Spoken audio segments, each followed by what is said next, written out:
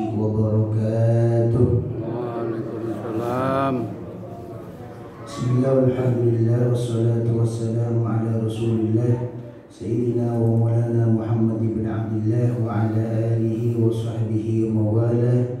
Amma ba'du, fala hawla wa la quwwata illa billahil aliyyil azim.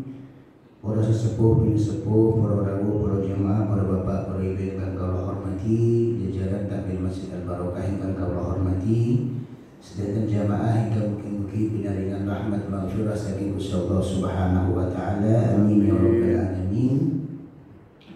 Ketika membahas tentang kriteria orang yang sukses, maka kalau panjenengan sami masing-masing memiliki standar kesuksesan.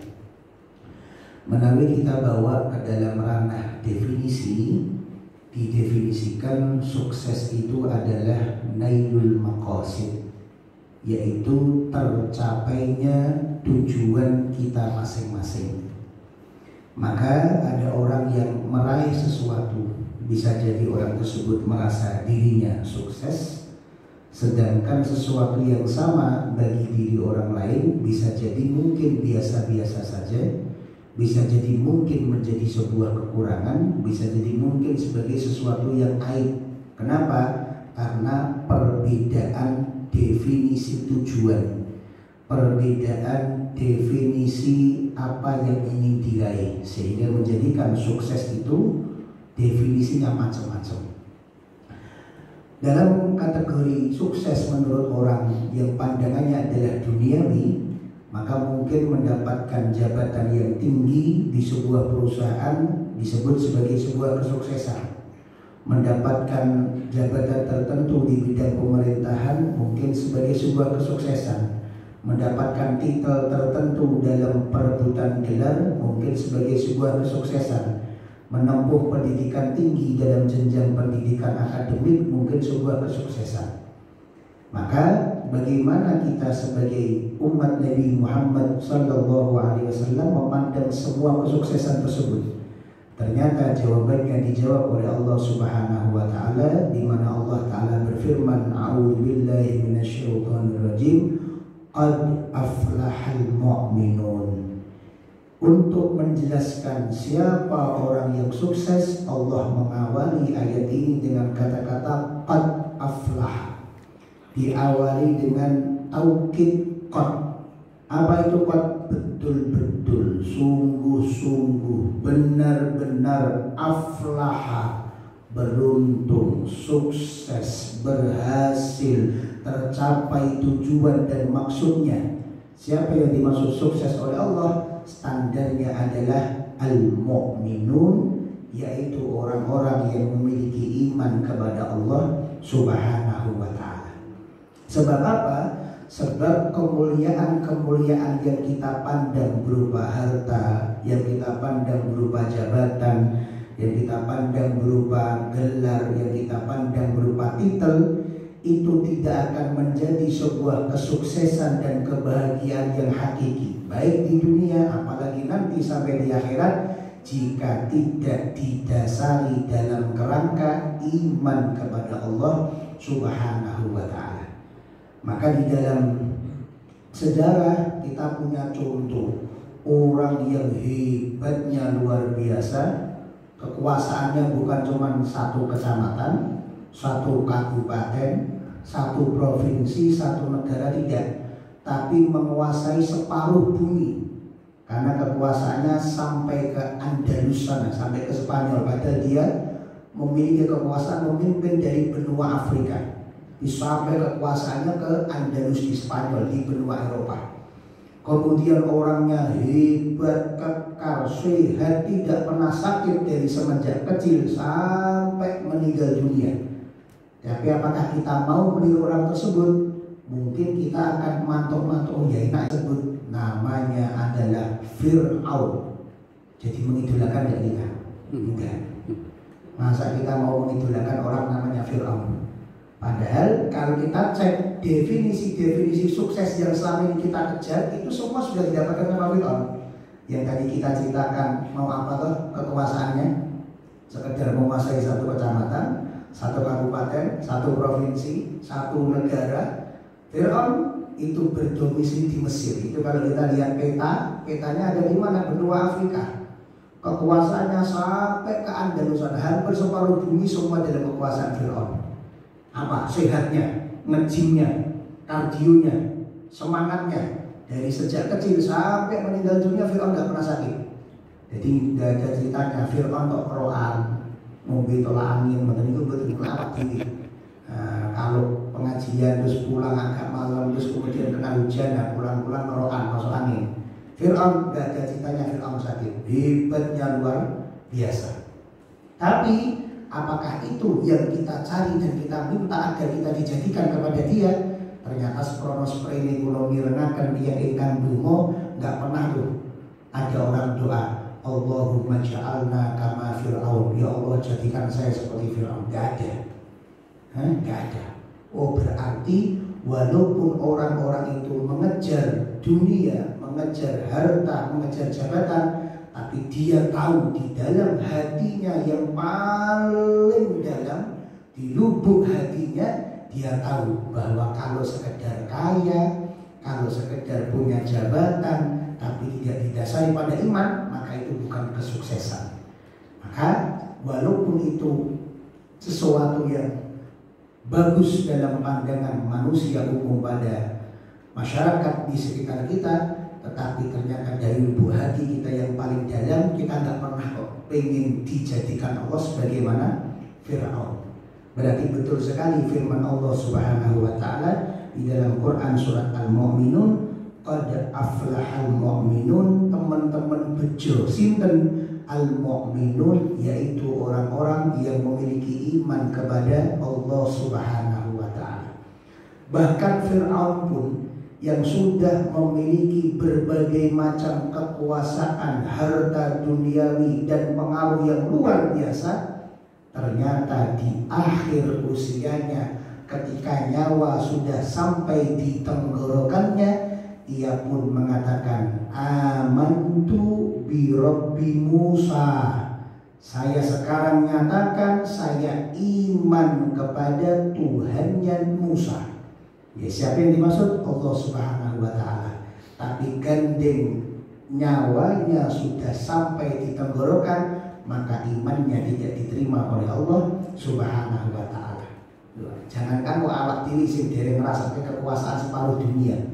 Jangankan kok awak diri yang belum pernah memegang uang sekian ribu triliun.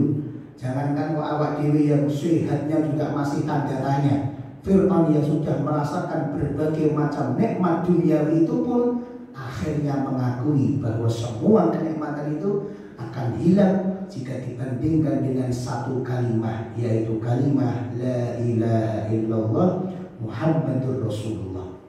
Maka ketika kita lihat sirah dari para ulama, dari orang-orang yang hidupnya bergelimang ridho dari Allah Subhanahu wa ta'ala, ketika ia mengucapkan dzikir la ilaha illallah, la ilaha illallah, la ilaha illallah, maka dzikir tauhid tersebut mereka akhiri dengan kalimat yang menyejukkan hati. Apa kalimatnya? Setelah mereka membaca dzikir tauhid, maka mereka mantapkan keyakinan itu di dalam hati mereka dengan kata-kata kalimatu haqqin 'alaiha nahya wa 'alaiha namut wa 'alaiha nub'asu insyaallah ta'ala minal aminin. Allah, maka mereka mantapkan keyakinan itu menghujat ke dalam hati mereka dengan kata-kata kalimatu haqqin, kalimat yang barusan saya baca. Tidak ada Tuhan selain Allah Subhanahu wa ta'ala. Kalimatu haqqin adalah sebuah kalimat yang benar adanya. Artinya apa? Bukan sekedar gara-gara kita mau menikahi seorang perempuan muslim terus kemudian kita tertarik masuk Islam. Mungkin awalnya begitu, bisa jadi. Tapi sekarang enggak, saya yakin betul-betul. Bukan gara-gara saya mau jadi pemimpin di kalangan mayoritas umat muslim, maka sekarang saya tak pura-pura jadi mu'alaf. Mungkin awalnya begitu, tapi sekarang saya yakin ini adalah kalimat yang benar. 'Alaiha nahya. Saya hidup berdasarkan kalimat tersebut. wa 'alaiha namut. Saya mati semoga juga berdasarkan kalimat tersebut, wa 'alaiha nub'atsu insyaallah taala minal aminin. Dan dengan kalimat ini semoga saya dibangkitkan oleh Allah Subhanahu wa taala termasuk orang-orang yang selamat, termasuk orang-orang yang beruntung, termasuk sebagai orang-orang yang beriman. Dan kalimat inilah nanti yang akan dicari oleh baginda Nabi Muhammad sallallahu alaihi wasallam ketika Nabi Muhammad sudah menunggu umatnya untuk dihisab, dari mulai manusia yang pertama sampai nanti manusia yang terakhir meninggal di hari kiamat. Dan Nabi Muhammad sudah bersiap untuk masuk ke dalam surganya Allah Subhanahu wa taala. Akhirnya Nabi Muhammad dikabari oleh malaikat Jibril alaihi salatu wassalam, di mana malaikat Jibril mengatakan, wahai Nabi Muhammad, di neraka masih ada umatmu yang tertinggal. Wahai Nabi Muhammad, di neraka masih ada umatmu yang tertinggal. Akhirnya sebagaimana riwayat Imam Muslim, Nabi Muhammad sallallahu alaihi wasallam tidak jadi masuk ke dalam surga, lalu kemudian mencari umatnya yang di dalam neraka. Ma fi qalbihi misqala dzarratin minat tauhid min kalimati la ilaha illallah Muhammad Rasulullah. Maka Rasulullah mencari umatnya yang sudah telanjur masuk di dalam neraka, dicari semuanya, dicari yang di dalam hatinya ada kalimat tauhid, meskipun hanya sebesar biji dzarrah, meskipun hanya sebesar biji sawi, dicari dan diselamatkan oleh baginda Nabi Muhammad sallallahu alaihi wasallam. Maka di dalam hadis diceritakan ketika itu ada orang-orang yang dinaikkan dari neraka menuju kepada surga, badannya hitam legam, badannya hancur, rambutnya sudah terbakar, lidahnya sudah terpotong. Kenapa? Saking dahsyatnya kejadian di neraka, tapi karena masih memiliki iman kepada Allah Ta'ala, akhirnya tidak diabadikan di dalam neraka, tapi hanya untuk membersihkan dosa. Setelah itu ia bangkit, setelah itu ia diangkat menuju ke dalam surganya Allah Subhanahu wa taala. Nah, kenikmatan bisa terbebas dari neraka sehingga masuk ke dalam surganya Allah adalah kenikmatan yang tidak bisa dibayarkan dengan kekuasaannya Fir'aun, tidak bisa dibayarkan dengan hartanya Qarun, tidak bisa dibayarkan dengan kekuatannya iblis, tidak bisa dibayarkan dengan tipu dayanya setan, tapi bisa dibayarkan dengan kalimat yang kita yakini, la ilaha illallah Muhammad Rasulullah. Tapi harus diyakini dengan mantap di dalam hati, dan senantiasa kita berdoa semoga kita dihidupkan Allah dengan kalimat ini, nanti diwafatkan Allah dengan kalimat ini, dan semoga nanti kita dibangkitkan Allah Ta'ala, dikumpulkan bersama dengan orang-orang yang meyakini kalimat ini. Artinya hidupnya bahagia dengan senantiasa memfokuskan ibadah kepada Allah Ta'ala, wafatnya husnul khatimah, dan meninggalnya masuk ke dalam surganya Allah Subhanahu wa Ta'ala. Amin amin ya rabbal alamin. Sekedih ingkang kawula aturaken mugi-mugi boten manfaat maslahat dumateng kawula panjenengan sami. Kirang langkung saya sunyuwun pangapunten, wallahu muwaffiq ila aqwamit thoriq. Assalamualaikum warahmatullahi wabarakatuh.